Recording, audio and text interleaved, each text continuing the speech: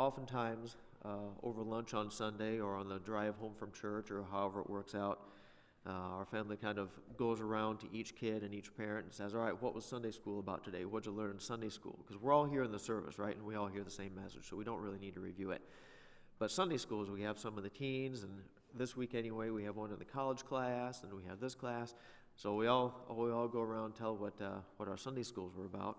So we got to my turn. I said, well, we're doing Daniel this quarter. And they said, well, what'd you talk about in Daniel? And I had to say, well, we didn't actually get to chapter 1, verse 1 yet. And they looked at me kind of complex and say, how in the world does that happen? So it's kind of complicated. But we went over kind of the history and the background last week, and I know, at least for me, that helps me figure out and understand kind of what was going on at the time, and it helps me, really understand and maybe relate a little bit better to the events that we read about in the book and what was going on politically at the time and in the lives of these guys, Daniel and his friends. What's the old saying? Nothing happens in a vacuum, right? And sometimes we read Bible stories and we just take the story for what it is and we apply it, and there's nothing wrong with that.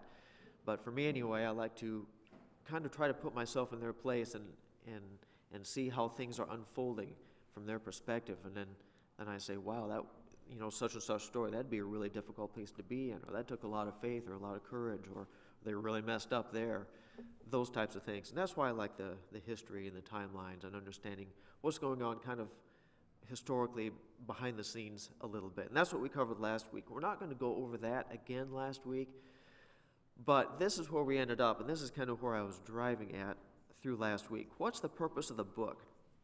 We said there were really three different sections of the book grammatically, and in my opinion, that's kind of where the author divides up the book into three sections. We had the first section, which is the Hebrew section, that's chapter 1.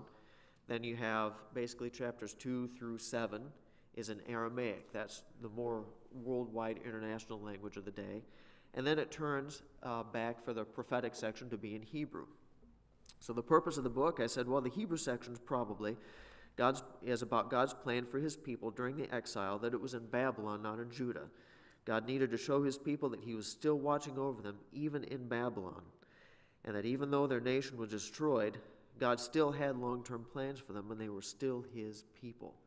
And that's what they have to learn from that section that's specifically written to them in Hebrew. There's a center section then that was in Aramaic. He also wanted to show the whole world that Judah was not defeated because the God of Israel was weak. And we said last week that that's how nations tended to view battles and wars, right? It's not just me against you, but it's also my God against your God. And if my God is stronger than your God, then I'm going to win, and then we'll either get rid of your God, or we'll take your God captive and add him to our gods, or we'll make your God work for us, whatever the philosophy was. But my God is stronger than your God. Well, Babylon comes in, and they defeat Israel. So what does this mean to the people? What does the empire of Babylon, as it's growing, what does that say? Well, it looks like Nebuchadnezzar's God is stronger than all of our gods, including Israel's God. Well, that's really not the case. God, the true God, was punishing Israel for having turned away. So it gave Nebuchadnezzar the victory as a means of punishment. But that doesn't mean that God was weaker than the Babylonian gods. So, as a response, God took on Nebuchadnezzar himself, one-on-one, and Nebuchadnezzar ended up bowing in submission to him. Therefore, his people, the Jews, were to be respected. It almost reminded me a lot of the story we see in 1 Samuel 5, and I went back through and reread it last night, where the Israelites had turned away from God and they were following idols, and just according to his word, God started punishing them by bringing in oppressors from the other nations that are around them. In this case, it was the Philistines. And so the Israelites were fighting against the Philistines in the battle. And again, it was his will to punish the people for turning away from him. And so he gave them over to the Philistines. He gave the Philistines the victory. Well, they decided that we're going to give it all we got. And so they brought out God's Ark of the Covenant. And they brought the Ark to the front lines of the battlefield, almost like some, lucky token, or if God's box is out there, there's no way we can lose. Well, God wanted them to lose to punish them. And so the Philistines won, and they took the ark captive. Well, if you're God, what do? Your people have turned away from you. You have to lose the battle, but you also don't want to destroy your name and your reputation as God among the people. So God says, all right, if my people aren't going to do things right, I will take on the Philistines myself. So the Philistines took the ark into one of their cities, and God just messed with them. I think the pastor said God's hand was very heavy upon them. He started giving them sickness and killing off all the guys and tumors and health problems. And the people of the city said, whoa, what's going on here? We can't handle this. Their God is killing us. So they said, let's get the ark out of here and we'll send it to our neighbors. So they sent it to their neighbor city. And God started just beating up on them. And their people started dying and having health problems. And so they sent it on to another town, and the same thing happened. And finally, all these cities got together and said, this God of the Israelites, they're just killing us. We got to do something. What do we do? And so one of the kings said, well, why don't we just send their God, the box, the ark, back to them? Get it out of here. Cause he's going to destroy us all. So they said, here's what we're going to do. We're going to put it in a cart, hook it up to a couple cows that, milking cows, nursing cows that have had calves, don't know what they're doing. We're going to put the ark in the box, and we're going to send along a whole bunch of offerings to this God. It's fun to read because they say, well, what do we give this God? We don't even know anything about him. They said, well, he inflicted a bunch of tumors, according to the Bible I read, tumors upon everybody's got sicknesses, and apparently a rodent infestation and mice. So they made a whole bunch of golden mice and golden tumors. Kind of weird. But in their minds, that was the best they could do. They didn't know any better. What else do we do? Well, this is how God punishes us, and so we're going to sacrifice in this form, I guess. So they put another box on there with a bunch of these gold artifacts, and they sent the cows on their way, and they said if the cows turn back and try to go feed their calves, which would be the natural thing to do, then this is all just coincidence, and their God doesn't have anything to do with it. But if their cows start heading straight back towards Judah, then we know that their God was the one that did all this. And sure enough, the cows went straight back to Judah. And so God himself, he said, if my people aren't going to portray me correctly and fight for me the way that they should, I'm going to take on the Philistines myself. And he did. And of course, God won in grand style. And that's really a lot of what goes on here in what we would call the Aramaic section or the miracle section of Daniel. God's people had turned away. They didn't represent him the way they should have. They were supposed to be a light to the Gentiles. The Jewish people were supposed to be the priests of God to the other nations. And they had not fulfilled that role. They had represented them poorly. They turned away to idols. They'd gotten stuck in all kinds of evil and wickedness and debauchery. So God said, all right, if you're not going to demonstrate to the world who I am, I will do it myself. And so it becomes one-on-one, God versus Nebuchadnezzar. And long story short, I think we all know who wins. God wins, and Nebuchadnezzar bows in submission. So that's the center section of the book. I think that's where we got to last week. This week, we're actually going to read out of the book of Daniel. That's exciting. If you'd like to read along, turn to Daniel chapter 1. I'm going to try to cover chapter 1 today. Daniel chapter 1, I'm going to start out by reading verses 1 through 7. In the 3rd year of the reign of Jehoiakim, king of Judah, Nebuchadnezzar, king of Babylon, came to Jerusalem and besieged it. And the Lord gave Jehoiakim, king of Judah, into his hand, with some of the vessels of the house of God. And he brought them to the land of Shinar, to the house of his God, and placed the vessels in the treasury of his God. So Nebuchadnezzar kind of ransacks God's temple, takes some of the temple treasures, puts them alongside of his worship materials back in his false god's temple. Verse 3, Then the king commanded Ashpenaz, his chief eunuch, to bring some of the people of Israel, both of the royal family and of nobility, the best of the best, we talked about that last week, used without blemish, of good appearance, skillful in all wisdom, endowed with knowledge, understanding of learning, and competent to stand in the king's palace, and to teach them the literature and the language of the Chaldeans. You find the best of the best, the brightest of the brightest, strongest of the strong, just the cream of the crop that Israel has to offer, and you bring them back here, and we're going to put them into my service. We're going to train them up in the ways of our land, teach them our language, teach them our culture, teach them our philosophy, basically convert them into Babylonians. Then they can, A, serve me well in my administration, and B, help keep their people under control because they're from that land, and so it's like, ambassador or emissary or whatever. They can give us insights on how to control their people better. So it's frankly, a really good tactical move. Verse 5, So the king assigned them a daily portion of the food that the king ate and of the wine that he drank. They were to be educated for 3 years. And at the end of that time, they were to stand before the king. Now among these were Daniel, Hananiah, Mishael, and Azariah of the tribe of Judah. And the chief of the eunuchs gave them names. Daniel he called Belteshazzar, Hananiah he called Shadrach, Mishael he called Meshach, and Azariah he called Abednego. So here they are. They've been taken away from their land, from their people, from their family, from their culture. They've been moved hundreds of miles towards Babylon, and now they're in the king's presence. They're in his system.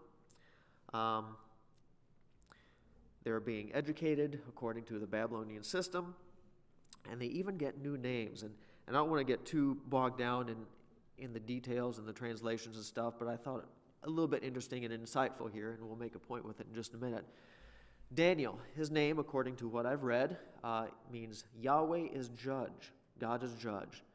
Belteshazzar, his new name, and by the way, there's a lot of disagreement depending on which book I read, on what the Babylonian names meant. They varied widely. So I just kind of picked what sounded like the most reasonable, and I put it up here. If you read something different and it says something different, I'm not surprised. But Belteshazzar means, may Bel protect his life. Bel would have been the chief Babylonian god. So instead of a name dedicated to the God of Israel, Yahweh, he got a new name dedicated to the God of Babylon. May Bel protect his life. Hananiah, Yahweh is gracious, was his old name. And he received a new name, Shadrach, meaning, and again, opinions vary, I am very fearful is what one commentary said it means. So instead of focusing on God's graciousness and his protection, they gave him a very timid and fearful and subservient name, which I guess is appropriate for a prisoner of war that you've just brought to your town. Shadrach, I'm very fearful. Mishael, who is what Yahweh is, or who is like our God, is what his Hebrew name means.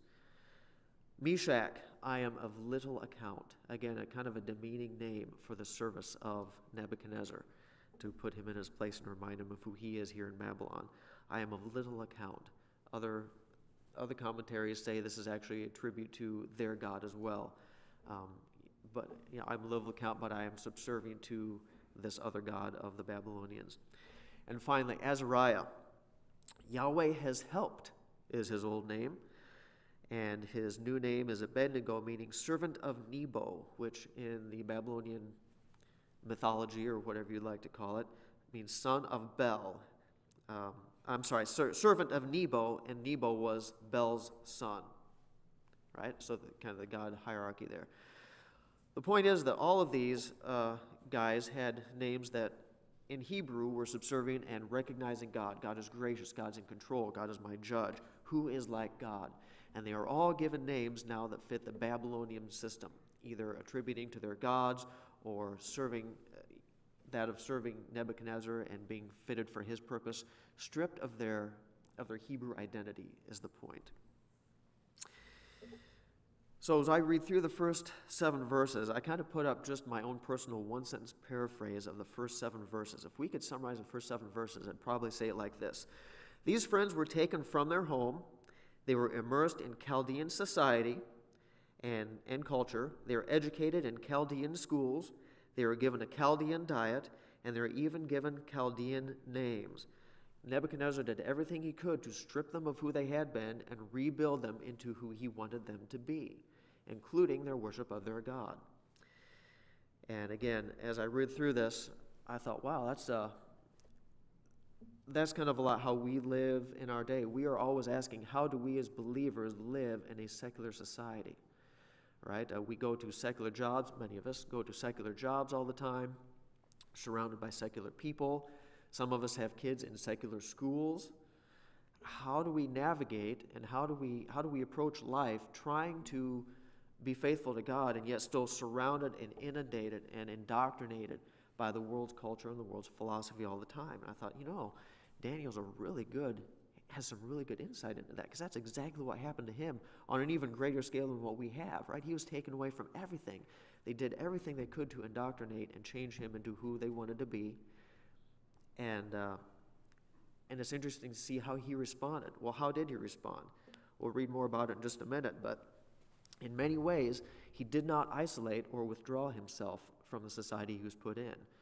If you know the story at all, remember it says that Daniel excelled in everything he did. Everything they taught him, he picked it up better than anybody else did. He became smarter, he became wiser, he became greater, more insightful. That means, having gone to the public schools of Chaldea, of Babylon in the day, he picked up everything that they taught him. And again, I'm not putting down homeschools or Christian schools or anything like that, but Daniel here, he went to the secular schools, he went to the public schools, and he got straight A's on everything they taught him. Now, that doesn't necessarily mean he believed all the philosophy and all the religion that he was taught, but he excelled in everything that they taught him, and he was the best of the best. And so he didn't withdraw, and he didn't isolate, but at the same time, he did distinguish himself in very important ways that said, well, we'll see what it says here in just a minute. In fact, chapter 1, verse 8 kind of says exactly what he did, doesn't it? And verses 1 through 7 makes verse 8 stand out all the more. But Daniel resolved that he, and his friends as well, would not defile himself. He says, I'm not going to defile myself. I'm not going to become a pagan like they want me to become. They can take me away. They can give me a new name. They can do all these different things to me, but I refuse to I refuse to truly buy into their belief system and their philosophy. And I thought, again, that was very insightful and possibly a good way for us to model ourselves as we try to live in a pagan society as well. But here's how he did it. Verses 8 through 16. But Daniel resolved that he would not defile himself with the king's food or with the wine that he drank. Therefore he asked the chief of the eunuchs to allow him not to defile himself. And God gave Daniel favor and compassion in the sight of the chief of the eunuchs. And the chief of the eunuchs said to Daniel, I fear my lord the king, who assigned you your food and your drink. For why should he see that you are in worse condition than the youths who are of your own age? So you would endanger my head with the king. He says to Daniel, look, I'm not going to get myself in trouble just because you want to run a little experiment, okay? The king gave you this food, and I'm not going to stop the food, and then you look all sickly, and then the king comes to me and says, why are my best guys all sickly? Well, because I didn't feed him the food you told me to, and the guy's done, right? I'm not putting myself in that position. Verse 11, Then Daniel said to the steward, whom the chief of the eunuchs had assigned over Daniel, Hananiah, Mishael, and Azariah, he said, Test your servants for 10 days. Let us be given vegetables to eat and water to drink. Then let our appearance and the appearance of our youths who eat the king's food be observed by you, and deal with your servants according to what you see. You say, we are an educated and sophisticated society, are we not? Let's handle this scientifically. Let's do an experiment, a 10-day experiment where we choose the food that we eat, and at the end of those 10 days, you come and observe the results, and based on the results that you see, that's what we'll decide what to do. Sounds fair and objective, right? Yeah, and it is. So, verse 14, he listened to them in this matter and tested them for 10 days. At the end of the 10 days, it was seen that they were better in appearance and fatter in flesh than all the youths who ate the king's food. So the steward took away their food and the wine they were to drink and gave them vegetables. Well, here's the situation, right? You got the veggies versus the meats. I don't know if we have any vegetarian friends out there, but I think I know which sounds more appealing to myself. I like my vegetables as much as the next guy, but boy, going strict vegetarian would not be for me personally. If that's your thing, fine, knock yourself out. But what was the deal going on with the food, and what's the story behind it? I can kind of tell you how the Babylonians would look at it, right? First of all, what the king ate, that was the best of the best, right? Especially back then. Today we have grocery stores, we can buy whatever we want, right? Food is plentiful for us. We live in a unique time in history where, well, frankly, we live in a time in history where overeating is our biggest problem. Do you understand how uncommon that is throughout human history? Most humans were worried about, am I going to starve today? We have the problem of, have I picked up too many pounds and do I need to back off a little bit? We live in an amazing time in history. But back in that time, the king ate the best of the food. I mean, he had the meat, which was harder to come by, more expensive. He had the best of the wine, the best of everything. And so these guys who were chosen as the best of the best to be taken to Babylon were given the best of the best so they could be the best that they could be for the best king there is. And so it was kind of status food, first of all, right? These are the king's servants. You're not little peasants. You're not little street rats running around in the alley somewhere scrounging for food. You are to eat the best so you can perform the best. And by choosing the vegetables, I'm sure they would have, it's like going to a steakhouse and ordering the hot dog, Why would you do that? You're at a good place, order something good. And that's what they would have been looked at. But also an insult to the king. The king says, look, I brought you here. I'm trying to train you up so that you can serve me the best that you can to be in my service. I'm offering you the best food that there is, and you turn me down so that you can eat what? Veggies and water? And you can see and hear the fear in the manager's, the steward's voice here when he says, what kind of trouble are you trying to get me into here? If the king hears about this and you're not doing well, it's going to be my neck on the line, and I'm not going to have that, which is why they proposed a 10-day trial. But the Babylonians would look at this and say, ooh, yeah, no-brainer choice. If I'm given the choice, I can tell you exactly what I'm going to eat. I'm going to eat the meat and the wine and all the good stuff and have a good old time, eat off the king's buffet every day. Why not? And they look at the veggies and say, what? Yeah. Thanks, but no thanks, right? I want the high-calorie goodies. Thank you very much. And while I look out at all the peasants running around in the streetways with their ribs showing, and they would die to have some of the king's food, here it's being offered to you, and you turn it down. Why would you turn it down? For vegetables. For vegetables. So it would have been a very weird and unpopular choice, especially in the Babylonian mindset. But that's what these guys did. They turned down the good food, and this is what he chose to do as a statement.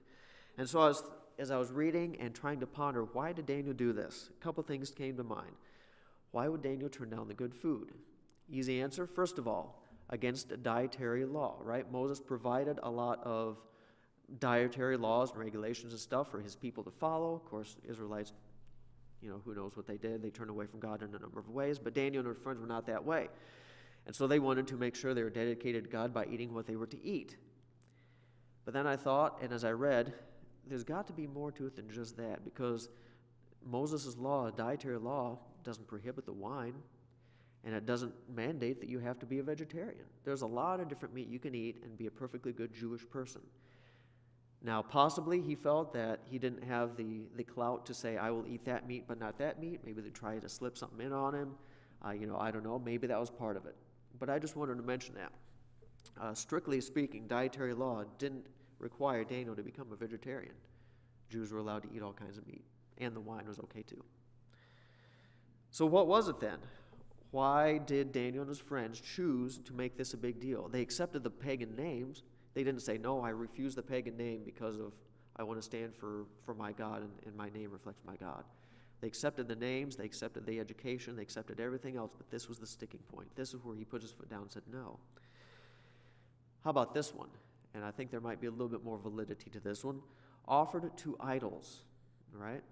I'm sure, and again, I'm no expert in Babylonian culture, but most idolatrous cultures, from what I understand, they would take, especially the good stuff, the good food, they would either sacrifice it or offer the food to the idols in the pagan temples, and then you would eat it, right, as a way of submission and worshiping your false god at the time. And Daniel might have said, I would really rather not eat that. In fact, I refuse to eat that because that was offered to your idol, and I'm not going to, by extension, pay homage to your idol by eating the food that was offered to your idol, right? And that's a valid point. That's an absolutely valid point. In fact, there are a couple different times in the Bible when this type of thing comes up, eating food offered to idols. I know in Acts, when the apostles are kind of figuring out how to navigate the New Testament system, right? And the representatives come and say, the Jews and the other churches, they're teaching the Gentiles that they have to follow all the laws of Moses, or else they can't be saved, and they can't follow Christ unless they're submerged in Moses' doctrine. They have to follow the Old Testament law. And so they get together and they say, all right, we're going to say you don't have to follow the Old Testament law because Christ fulfilled that. That's not applicable. But there's a couple of things I do want you to do. And among those was eating food with blood and or offered to idols.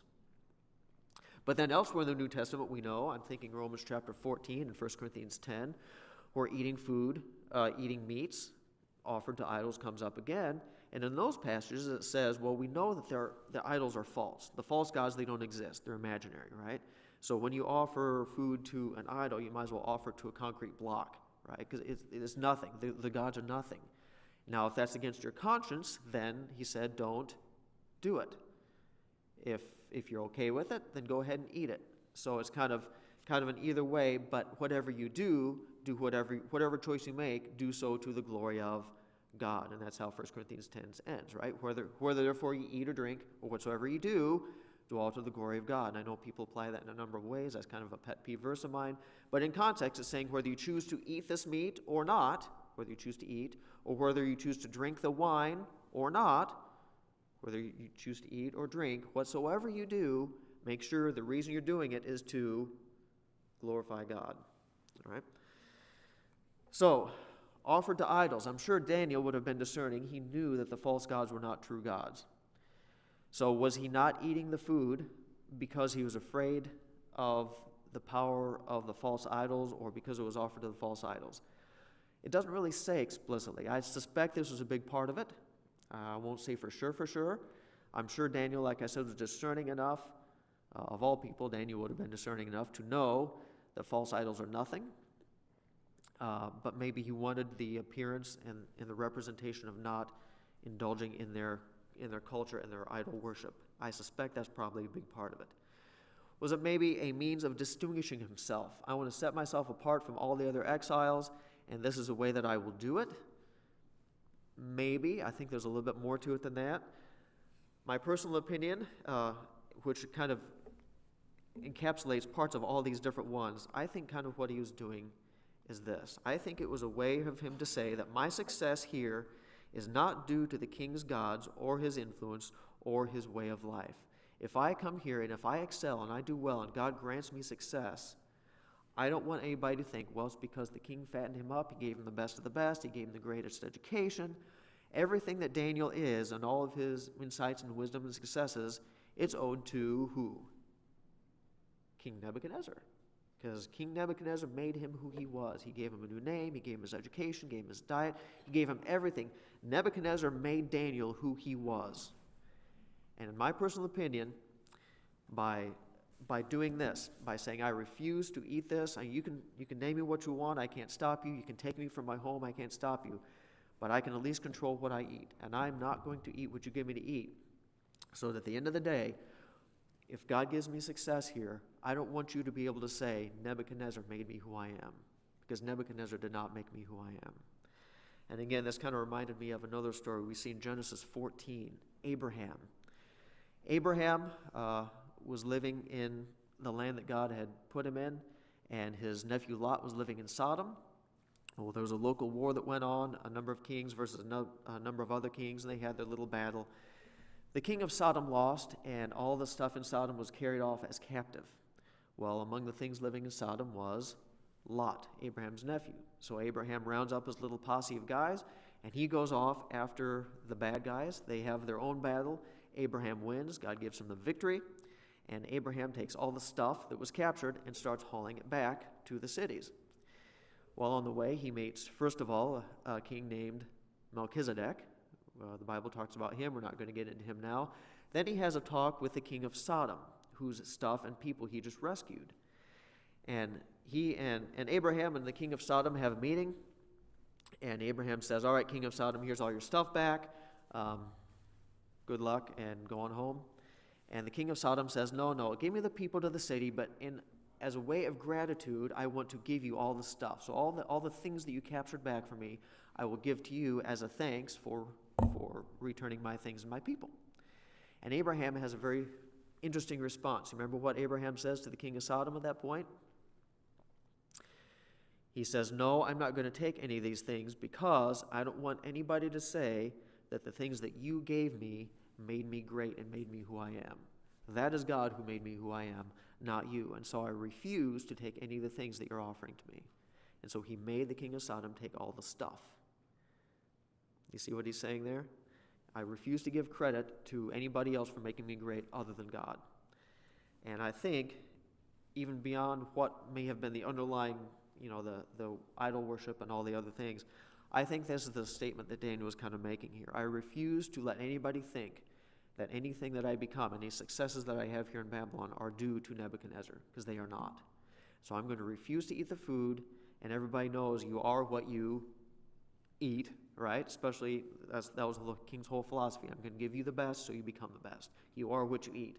And I'm going to refuse to become what Nebuchadnezzar wants me to become in that sense, because then he will get the credit. And I know the credit doesn't go to Nebuchadnezzar. I know it goes to God himself. And I think that's the statement he was making. So he was being very faithful to God in that way by not giving Nebuchadnezzar credit. How did it work out for him? Let's continue reading in verse 17. As a result, as for these 4 youths, God gave them learning and skill in all literature and wisdom, and Daniel had understanding in all visions and dreams. First of all, they did well, not just Daniel, but all 4 of them. God gave them learning and skill in all literature. What literature would that be? That would be the Babylonian literature, right? And wisdom. And quite honestly, whose wisdom would that be? Obviously God's wisdom as well, but also what he was being taught would be the Babylonian wisdom. He picked up everything that they were teaching him. And in addition, Daniel had understanding in all visions and dreams. Verse 18, at the end of the time, when the king had commanded that they should be brought in, the chief of the eunuchs brought them in before Nebuchadnezzar. And the king spoke with them, and among all of them none was found like Daniel, Hananiah, Mishael, and Azariah. Therefore they stood before the king. And in every matter of wisdom and understanding about which the king inquired of them, he found them 10 times better than all the magicians and enchanters that were in all of his kingdom. Wow. Moral of the story, right? Vegetarians rule. Now, I'm being sarcastic about that, of course. But easy question. Was it the vegetables that made them so smart? 3 cheers for Brussels sprouts, right? No, not Brussels. Please, no Brussels sprouts. Anything but Brussels sprouts. Yeah, if I can only imagine. Daniel says, I eat nothing but veggies and water, and that night Brussels sprouts show up on his tray, and he says, oh, what have I done? Please, just a carrot, a yam, anything, not a Brussels sprout. Was it the vegetables that made him so smart? No, it was not the Brussels sprouts. God blessed their faithfulness. And God says, I'm going to use you in this place, and I'm going to give you all the success and gifts and wisdom because you will use it for me, and I will use you, and this is going to be your ministry here in Babylon. But he rewards their faithfulness and their dedication to him. So at graduation time, here's what we see, right? We see all these 4 guys. They did very well for themselves. Danny, Hanny, Mishy, and Azzy. They gave themselves all nicknames. You know how guys are. But they graduated the top of their class, and there they stand in all of their regalia and their academic awards and achievements. Top of the class, 10 times better than all the other guys, because God had given them their success. You remember what we said, the point of the book, at least the first Hebrew section was towards the people. And as the Hebrew people would read this story of Daniel and his 3 friends, what lesson do you think they're going to take away from it? Or if you are in exile in the nation of Babylon and you hear this story of Daniel and his friends, what does it mean to you? What do you take from it? What has God taught you through the story? Well, it tells us how to live in a foreign culture, right? And just like we read last week in Jeremiah chapter 29, God said, don't just huddle down, don't just check out of society, don't isolate yourself. He said, raise your families, get a job, prosper, pray for the towns and the countries where you go to live, because this is where my plan is for you at this time. You're to go there, you're to succeed, prosper, grow, you're to live your life. So that's what Daniel did. He didn't withdraw, he didn't isolate, he didn't just sulk. He went, he excelled, he participated. He still separated himself, he made a statement, he identified himself with his God, but he participated and he did well and he succeeded in the situation that God gave him. Also, if you're an exile, it tells you that God is still caring for you as a nation and as a person, right? God has found ways to take care of you even when you're in exile. He didn't just send you off to a foreign land and abandon you and sit back and say, you left me, now I'm going to leave you. I'm done. And fold his arms and sit back and watch you suffer. He's found a way to take care of you even during your punishment. And even during those times when you're away from him, he is still there with you. And he's found a way to take care of you because now he's put some of your people in charge and he's given them power and influence and success. And those people can help guide the king and help influence policy. And you have a friend in high places, right? Politically speaking. And so it shows that God is still watching and caring over them. God is still with them, even in the exile. And he's not abandoned them at all. Last week, we had a chart that showed some different timelines and how the kings related and how Daniel related. But I think that's reiterated here in verse 21. And this is how he ends the chapter. He says this, and Daniel was there until the first year of King Cyrus. And again, I think that's more than just a timestamp. I think that underscores the verses that we just read up above. God gave them success not just in high school and in college or whatever you call this training period, but he put them in place and he gave them success over decades and decades of service, serving God and serving the people, God's people, the way that he had for them to serve.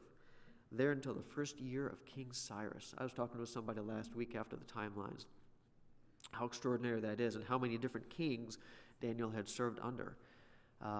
We even know in our system, in our politics today, how different presidents want their own people on their cabinets, right? You have one president, and he sets up his little administration and his cabinet and his advisors. And then you elect somebody else, and what do they always do? What do they always do? They kick out the other guy's advisors and say, I want guys that I like, who's going to help me get done what I want to do. Well, I guarantee you kings are no different. Usually kings will come in, they'll get their own group of advisors. In fact, we might even see a hint of that here in chapter 2 with Nebuchadnezzar. But they always get their own advisors, their own wise men, their own cabinet, their own counselors. Daniel was seen as so valuable and so insightful and so instrumental.